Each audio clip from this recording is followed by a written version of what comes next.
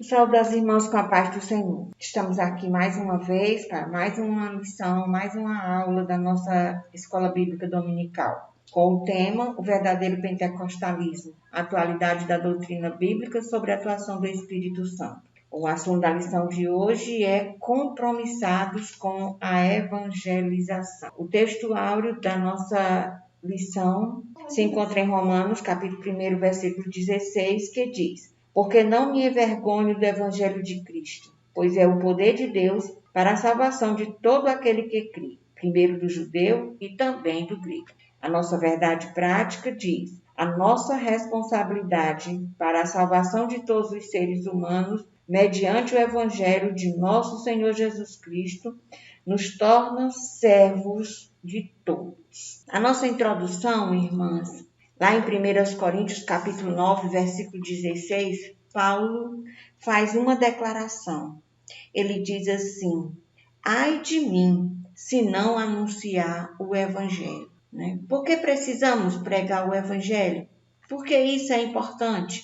São muitos questionamentos, mas a Bíblia tem resposta para todas elas. A base para estas respostas que a igreja é a única agência do reino de Deus escolhida pelo Senhor Jesus para levar a mensagem do Evangelho ao mundo. Não é o mundo físico, é o mundo de pessoas que, por causa do pecado, estão perecendo.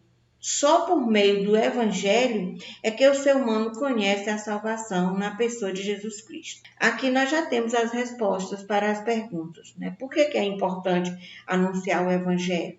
Porque foi o Senhor Jesus que nos comissionou. Marcos 16:15 diz: ide anunciar o Evangelho a toda criatura. Então, é imperativo. Foi o Senhor que nos comissionou para anunciar esse Evangelho a toda a humanidade e livrar a humanidade da morte espiritual, que é a total separação do homem de Deus. E só há um caminho, só há uma verdade, e só em Jesus há vida abundante. João capítulo 14, versículo 6. O Evangelho não é uma mensagem alternativa, é uma questão de vida ou morte. Vida para quem aceita e recebe Jesus como seu Senhor e Salvador, e morte para os que rejeitam. Hoje, irmãos, com a internet e os meios avançados das telecomunicações, pensamos que esses meios irão dar continuidade ou substituir a obra de anunciar o Evangelho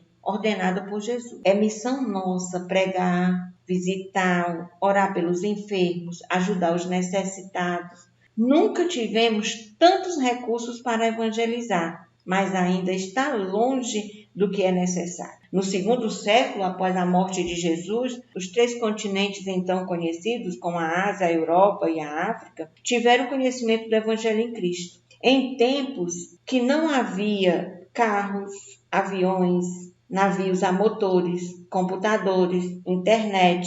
E sabe como o Evangelho foi anunciado e alcançou simultaneamente os 3 continentes? Pelas pessoas. Como? Atos, capítulo 2, versículo 5, ele diz: e em Jerusalém estavam habitando os judeus, varões religiosos de todas as nações que estão debaixo do céu. E correndo aquela voz, ajuntou-se uma multidão e estava confusa, porque cada um os ouvia falar na sua própria língua. E todos pasmavam, se maravilhavam, dizendo uns aos outros: por quê? Não são todos galileus, todos estes homens que estão falando? Como, pois, o ouvimos cada um na nossa própria língua, em que somos nascidos? Partos, medas, elamitas, e os que habitavam na Mesopotâmia, e Judeia, e Capadócia, Ponto, e Ásia, Frígia, Panfilha, Egito, partes da Líbia, junto a Cirene, e forasteiros romanos, tanto judeus como prosélitos, cretenses e árabes.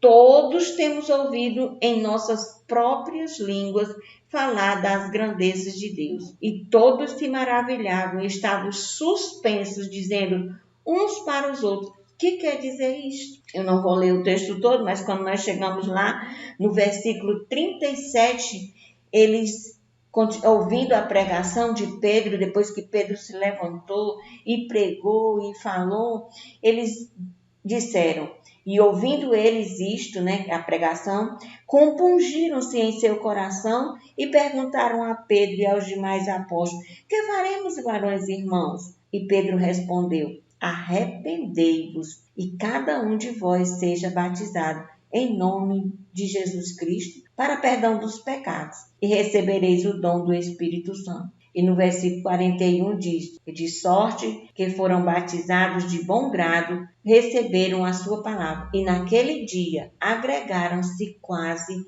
3.000 almas. E perseveravam na doutrina dos apóstolos, e na comunhão, e no partir do pão, e nas orações, e em toda a alma havia temor. Eram mais ou menos umas 19 nações que estavam reunidas ali, para que esse evangelho chegasse até nós. Há 2.000 anos vem e pregando esse evangelho, essa boa nova. O batismo com o Espírito Santo é a capacitação para o efetivo cumprimento do testemunho de Jesus. Esta é a razão porque o movimento pentecostal tem priorizado a pregação do Evangelho ao longo da história. Em seu plano eterno, Deus estabeleceu a igreja como a única agência do reino para levar a mensagem da salvação a todos os povos da terra. Portanto, nós não devemos se omitir nem negligenciar o dever em cumprir a suprema missão da igreja. Quando lemos sobre a história da igreja primitiva, nós percebemos que no dia de Pentecostes, quando cerca de 3.000 almas se converteram a Cristo, ali o mundo foi impactado pelo poder do Evangelho. Então, o revestimento de poder que veio sobre a igreja no dia de Pentecostes e está sobre nós hoje, não veio apenas para falarmos línguas estranhas ou línguas espirituais. O objetivo principal do revestimento, do batismo com o Espírito Santo, foi para falar das grandezas de Deus. Nós somos pentecostais para ganhar almas para o reino de Deus. O Pentecostes é o poder do Espírito que vem sobre a nossa vida para nos capacitar para o desenvolvimento da vida ministerial. Deve visar o crescimento do reino de Deus. E o reino de Deus cresce como? Quando vidas se rendem a Cristo. Romanos capítulo 1 e o versículo 16. Vamos ler. Porque não me envergonho do evangelho de Cristo, pois é o poder de Deus para a salvação de todo aquele que crê. Primeiro do judeu, também do grego. Qual é o objetivo do evangelho? Salvar. Então, nós vamos entrar na nossa aula.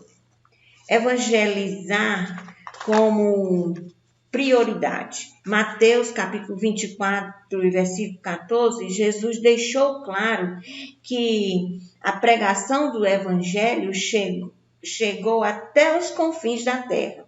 Ele não disse, eu penso, eu gostaria, que fosse pregado. Não. Ele determinou, o evangelho será pregado em todas as nações, até aos confins da terra. E nos dias de hoje, essa profecia se cumpre literalmente, com poucas exceções, onde o evangelho não pode entrar por causa das telecomunicações, não pode haver essa interação. Mas aos poucos o evangelho está sendo pregado em todo o mundo. Evangelho. O que significa evangelho? Vem de duas palavras gregas que significa boas novas, boas notícias. É a mensagem de Cristo que salva o pecador. Quem é o único salvador do mundo? Jesus. Foi o único que morreu, que deu a sua vida na cruz do Calvário para salvar toda a humanidade. Se nós entendermos, irmãos, que Jesus é o Salvador do mundo, que não existe outro meio de salvação, que Jesus é o conteúdo central do Evangelho, nós precisamos compreender e responder uma pergunta. Quem é Jesus? Ele existe como Deus desde a eternidade. Ele é Deus em poder, natureza e autoridade. Através dele, o universo foi criado e mantido em existência. Ele é o anjo do Senhor que aparece no Antigo Testamento.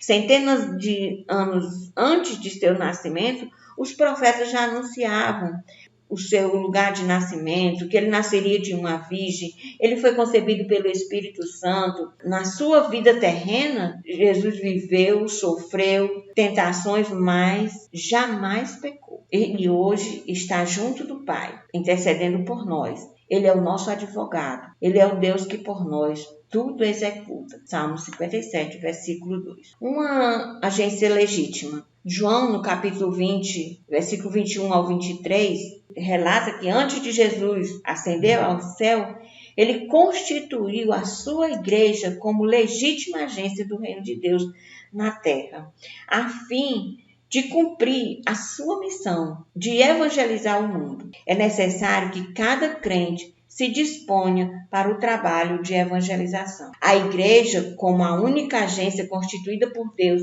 para evangelizar o mundo, não pode olhar para os enfermos, para os homossexuais, para os presos, para os endemoniados, os famintos, os pobres, os angustiados de alma, os oprimidos pelo inimigo, e não sentir compaixão, fazer vista grossa, ter nojo, ter medo, ou qualquer sentimento contrário ao amor, misericórdia, compaixão. Lembre que antes nós estávamos na mesma condição, mas Jesus olhou para nós com seu olhar de misericórdia, de compaixão, nos resgatou, nos redimiu, nos justificou, nos sarou, limpou, nos alimentou e depois ele nos capacitou e nos comissionou a fazer o seu ID. Nós aprendemos na aula anterior que nós não podemos dar ordem a Jesus, porque Ele é o Senhor. Ele foi quem deu a ordem para nós, ide.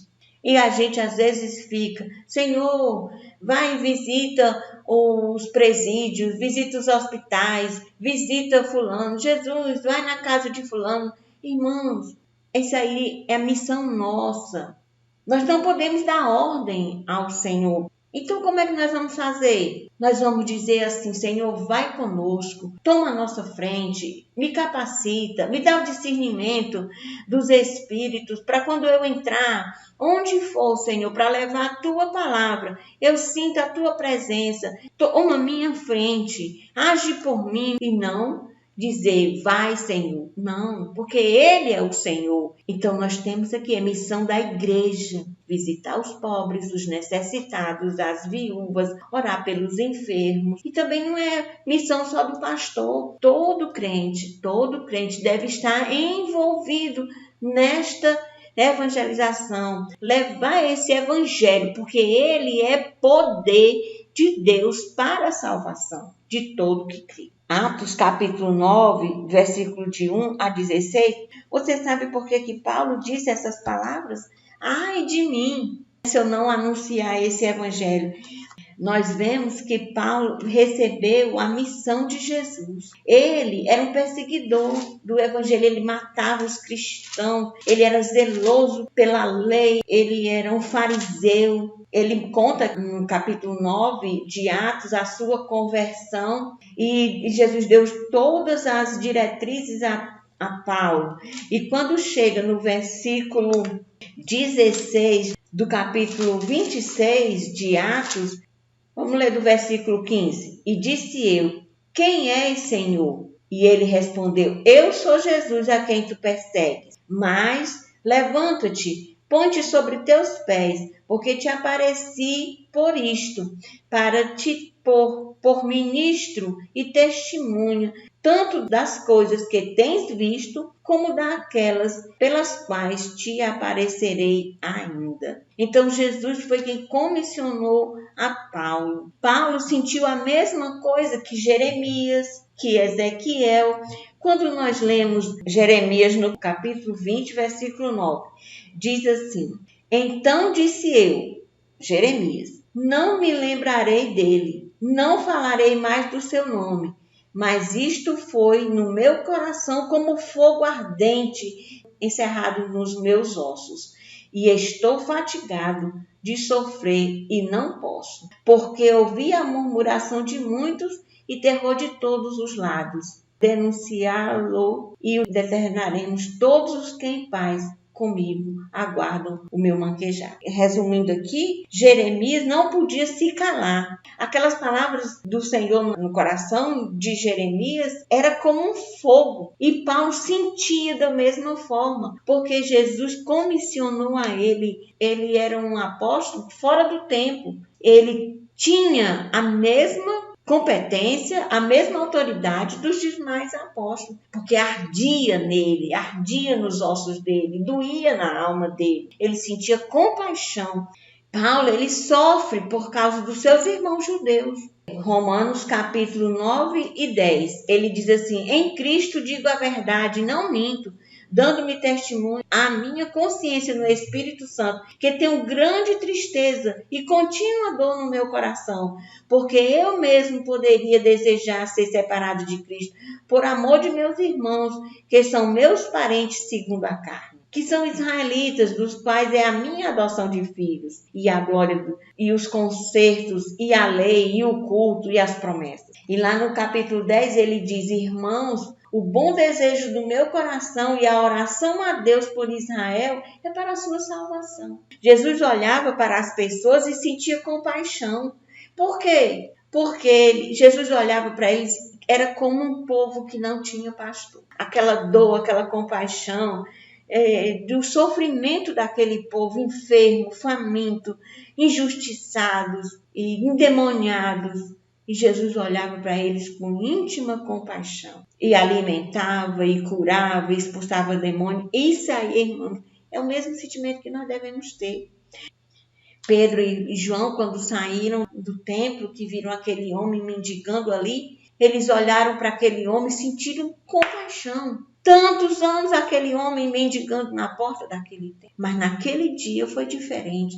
Pedro e João sentiram o amor de Deus, a compaixão por aquela alma. Não tenho prata nem ouro, mas em nome de Jesus levanta e anda.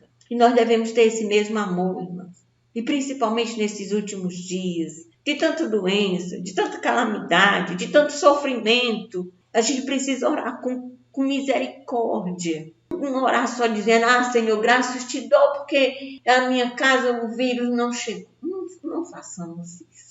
Vamos orar uns pelos outros com misericórdia, sentindo a dor, a perda, porque nós somos igreja, nós somos corpo, a cabeça é Cristo. E Ele sentiu esse amor e nós devemos sentir também. Dar graças a Deus porque nós estamos com saúde, mas sentir a dor de quem não está. E orar com fé, e pedir ao Senhor com fé, e buscar com fé, porque Ele ouve a nossa oração. Se eu não sinto amor, compaixão, misericórdia, e o Evangelho é poder de Deus para transformar, então eu preciso aceitar Jesus de novo.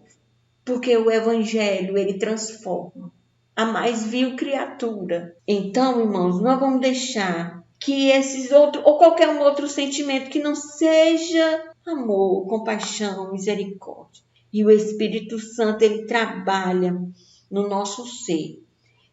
Isso quer dizer que nós fomos transformados pelo Evangelho. Se nós estamos aqui hoje, é porque nós temos ouvido a mensagem do Evangelho. Ponto 2, Jesus morreu para salvar todos os seres humanos. Jesus não morreu apenas pelos judeus. A morte de Jesus na cruz é plena, alcança a todos. A nossa teologia, o nosso conhecimento de Deus, vem direto das Escrituras Sagradas. Nesse ponto, o pastor Ezequias Soares, que é o comentarista, ele apenas faz uma afirmação, que a teologia assembleiana, a teologia pentecostal é originalmente apostólica. É um legado deixado por nossos pioneiros. Vamos ver Atos, nós já lemos, mas vamos ler outra vez. Atos, capítulo 2, versículo 41 ao 43, que ele diz assim: de sorte que foram batizados os que de bom grado receberam a sua palavra, e naquele dia agregaram-se quase 3.000 almas, e perseveravam na doutrina dos apóstolos. É isso que o pastor Ezequias Soares está dizendo, que a nossa doutrina, a doutrina pentecostal, a nossa teologia, o nosso conhecimento de Deus é originalmente apostólica. perseveravam na doutrina dos apóstolos, na comunhão e no partir do pão e nas orações. E em toda a alma havia temor, e muitas maravilhas e sinais se faziam pelos apóstolos. Paulo diz a Timóteo, em 2 Timóteo, capítulo 3, versículo 14 ao 16, diz assim: Tu, porém, permanece naquilo que aprendeste e que foste inteirado, sabendo de quem o tens aprendido. E desde a tua meninice sabe as sagradas letras que podem fazer-te sábio para a salvação pela fé em que há em Cristo Jesus. Toda a escritura divinamente inspirada é proveitosa para ensinar, redarguir, corrigir, para instruir em justiça, para que o homem de Deus seja perfeito e perfeitamente instruído para toda boa obra. É isso que o pastor Zequias Soares está falando. Está afirmando que a nossa teologia, o conhecimento que temos de Deus, do jeito que Paulo ensinou a Timóteo, é a nossa doutrina, é o nosso conhecimento, é apostólico, é pentecostal, é um legado. Por quem Jesus morreu? Esta é uma pergunta que até uma criança responde. Lá em João 3,16, o textuário da Bíblia Sagrada. Porque Deus amou o mundo de tal maneira que deu o seu Filho para que todo aquele que nele crê não pereça, mas tenha a vida eterna. Lá em João, capítulo 1, versículo 29, diz que Cristo é o Cordeiro de Deus que tira o pecado do mundo. E nos últimos tempos, muitas discussões teológicas têm ocorrido sobre esse tema, por quem Jesus morreu. Jesus morreu apenas por um grupo de pessoas? Ou por quem Jesus morreu? Aí eu vou usar as palavras de Paulo. Tu, porém, permanece naquilo que aprendeste e que foste inteirado. Deus amou o mundo de tal maneira que deu seu Filho unigênito para que todo aquele que nele crê não pereça, mas tenha a vida eterna. Há muitas interpretações. A expiação de Jesus foi limitada, outros dizem que é ilimitada.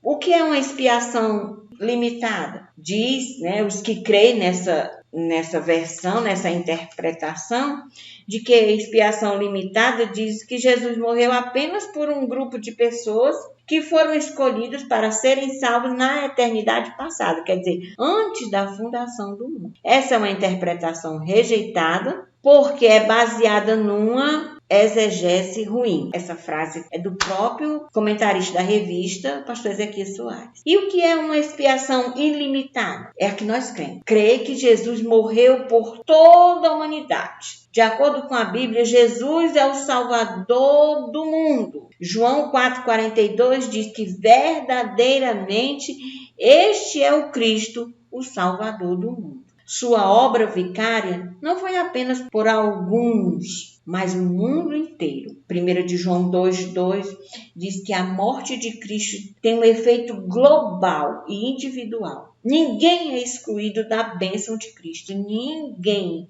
Todo aquele que nele crê na expiação, crê que o sangue de Jesus derramado na cruz do Calvário tem poder de lavar os meus pecados e me tornar mais alvo do que a neve, esse aí alcança a salvação. Aí você pode até perguntar assim, mas tem pessoas que têm deficiência, que não têm capacidade mental nem psicológica para rejeitar ou aceitar. E aí, como é que fica? E olha, irmãos, a resposta é bem simples. Essas pessoas, crianças, pessoas incapacitadas, mentalmente, psicologicamente, essas pessoas são salvas. Elas são vítimas do pecado. Então, elas não têm condição de rejeitar ou de aceitar. Elas têm salvação. Uma criança, ela tem salvação. Ela não tem a mentalidade para rejeitar ou para aceitar. Por isso que não batizamos crianças na nossa igreja, mas apresentamos elas. Se nasceram debaixo da maldição, igualmente nasceram sobre a bênção da expiação. A expiação, a morte de Jesus na cruz, ela é designada para remover toda a maldição. Agora nós vamos para o nosso ponto 3, que é a evangelização local e transcultural. Eu faço uma pergunta, qual a diferença entre evangelização e missões? É tudo a mesma coisa? Não é. É importante diferenciar evangelismo e missões. Sim, é importante porque se não houvesse diferenças entre missões e evangelização, não havia missionários e evangelistas. Então, há uma diferença. Evangelização é falar do evangelho para qualquer pessoa, em qualquer lugar, mesmo que ninguém se converta. Mas é preciso evangelizar.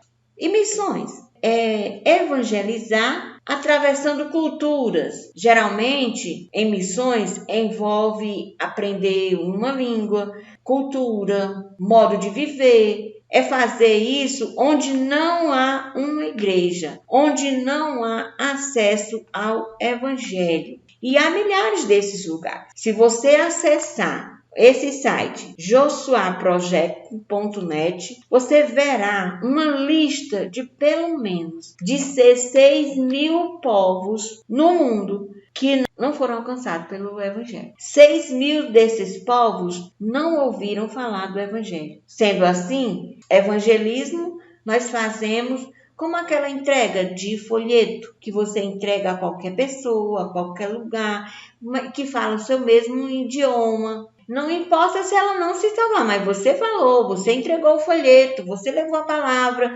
você orou, você falou de Jesus, deu o seu testemunho. Isso é evangelizar. Missões é mais complexo. Por quê? Porque ela atravessa culturas. A pessoa que vai fazer missões, o missionário, ele tem que fazer cursos para aprender a falar aquele idioma, conhecer a cultura, penetrar na cultura daqueles povos. E isso precisa ser feito num lugar aonde não há ninguém fazendo isso. Isso é missões. Irmãos, olha, imagina assim, você está se afogando e olha para um lado e para o outro, não tem, de repente alguém lhe joga uma boia. Pois assim é o evangelho.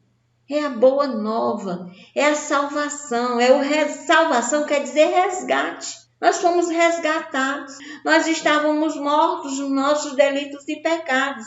E Jesus nos salvou, olhou para nós e nos salvou, nos tirou desse mundo de horror e nos trouxe para a sua maravilhosa luz. E ainda tem mais um detalhe, irmão. Essa mensagem precisa ser pregada. Deus nos fez, lá em 2 Coríntios capítulo 5, versículo 20, diz que nós somos embaixadores de Cristo. Embaixadores e arauto. Quem é o arauto? Que leva a mensagem. O embaixador leva a mensagem do seu país para aquele outro país, para aquela outra pessoa. Mas o arauto, irmão, não é permitido ao embaixador acrescentar nada, nem tirar nada, nem interpretar a mensagem do seu modo. Ele tem que levar a mensagem do rei, igual como o rei mandou. Assim diz o rei, assim está escrito. Leva a mensagem, prega, fala, diz o que Jesus fez na sua vida, dê seu testemunho e deixa que o Espírito Santo trabalhe no coração, na mente, na alma. Aquela palavra é capaz de penetrar na divisão da alma e do espírito e produzir o efeito para o qual ela foi mandada. Olha, tem um testemunho de um jovem que ele era surdo-mudo e ele tinha muita vontade de evangelizar, mas como ele não falava, ele era surdo-mudo. Para ele falar na língua dos sinais era muito complicado. Então, uma pessoa disse para ele assim, que ele escrevesse bilhete. Ele tinha vontade de glorificar a Deus, mas como que ele era surdo, ele era mudo? Então alguém aconselhou a ele a escrever bilhetes, glorificar o Senhor escrevendo. Glória a Deus, aleluia, bendito seja o nome do Senhor, o Senhor é bom. E ele começou a escrever e ele enrolava aqueles papelzinhos e juntava. E aí, quando ele sentia muita alegria na igreja ou na rua, ele soltava aqueles papéis. E aí foi chamada a atenção, porque ele estava sujando a rua, estava jogando papel na rua. E aí alguém juntou um desses papelzinhos e abriu. E quando abriu, estava lá uma frase de glorificar o Senhor, que falava do amor de Deus. E assim ele foi exaltando o nome do Senhor. E nós, irmãos, que temos voz, que temos visão, audição perfeitas, pés e mãos, então estamos em casa dizendo, vai Senhor, vai Senhor. Não, é missão nossa. A gente tem várias maneiras de pregar o evangelho. Se prega o evangelho falando, se prega o evangelho com a vida, com o testemunho. O nosso testemunho não salva, irmão. Já ensinei isso em outras aulas. Mas o nosso testemunho pode levar uma alma a Cristo. E também temos de contribuir. Se a gente não vai, não pode, mas a gente contribui. E aí os missionários estão lá fazendo o que nós desejaríamos fazer. E oramos também por eles, para que estes sinais, a Bíblia diz que estes sinais seguirão os que creem. Eles estão lá pregando e nós orando. Os sinais do Senhor vão acompanhando eles. Muitas almas são salvas, são curadas e o nome do Senhor é glorificado. Para concluir, irmão, para que haja conversão, é necessário que haja pregação. Nós vemos isso lá no capítulo 2 de Atos, quando Pedro viu aquele povo achando que eles estão embriagados. Aí Pedro não aguentou dizer que aquele povo estava embriagado e ele se levantou, pregou o evangelho, falou desde Joel, falou dos profetas e veio porque todo judeu conhecia a lei, os profetas e os salmos. Então, quando Pedro se levantou, pôs-se de pé e começou a falar lá desde Joel, aquele povo sabia do que Pedro estava falando, entendia perfeitamente, mas era preciso que Pedro pregasse. É preciso que nós falemos de Jesus. Diga com a boca, diga com a vida, diga com a alma, diga com a mão, diga com o seu testemunho, diga de todo jeito que o evangelho lhe transformou. E o que para trás ficou foi apagado, esquecido. Nós somos novas criaturas em Cristo Jesus. Fomos lavados, justificados, regenerados. Fomos colocados como santos. Basta agora a gente buscar cada dia mais essa perfeição de chegar na glória, levando essa palavra. Porque a palavra pregada, irmã, ela tem poder, como eu acabei de ler aqui em 2 Timóteo. Ela é divinamente inspirada e proveitosa para ensinar, para redarguir, para corrigir, para instruir em justiça, para que o homem de Deus seja perfeito e perfeitamente instruído para toda boa obra. O Espírito Santo, através da palavra, da mensagem pregada, ela pode tocar no coração, ela pode te repreender, ela pode te levar ao arrependimento, porque ela penetra lá na divisão da alma. Ela te expõe diante de Deus. A mensagem pregada, ela nos desnuda diante de Deus. E ela tem o poder de nos levar, como Paulo disse aqui a Tiago, para instruir em justiça, para que nós sejamos perfeitamente instruídos para toda boa obra. Qual o desafio de hoje? É esse. Muita gente não quer mais falar de Jesus. Esse tempo já passou, já faz mais de 2000 anos que eu escuto essa história, desde que eu nasci, eu já tenho tantos anos, eu nunca vi. É o desafio de hoje, levar esse evangelho. Jesus disse lá em Mateus, que o campo é o mundo, não é a Judéia nem só Roma, mas é toda criatura que nós devemos levar esse evangelho. Não só ficar na nossa casa, é muito bom. Minha família está salva, graças a Deus. Mas é a compaixão pelo outro. Então vamos levar essa mensagem. Aqui na revista, o comentarista ele diz assim, Jesus disse, o campo é o mundo. Ele não disse que o campo é Jerusalém ou a Judéia, nem a tua cidade. Jesus disse para primeiro pregar em Jerusalém, depois na Judéia, depois na Samaria e ser testemunha até os confins da terra. Jesus mandou pregar tanto em Jerusalém como em toda a Judéia. Isso fala da simultaneidade, do contrário, o evangelho estaria ainda em Israel. Se não fosse aquela perseguição ali, ainda estaria somente em Israel. Mas veio a perseguição da igreja e esse evangelho chegou até nós. E eu agradeço a oportunidade, dou minha oração junto com a das irmãs também, para que o Senhor livre essa nação, que esse povo se convertam, vejam que não há outro caminho, não tem solução. A solução é Jesus. E eu agradeço a oportunidade. Amém.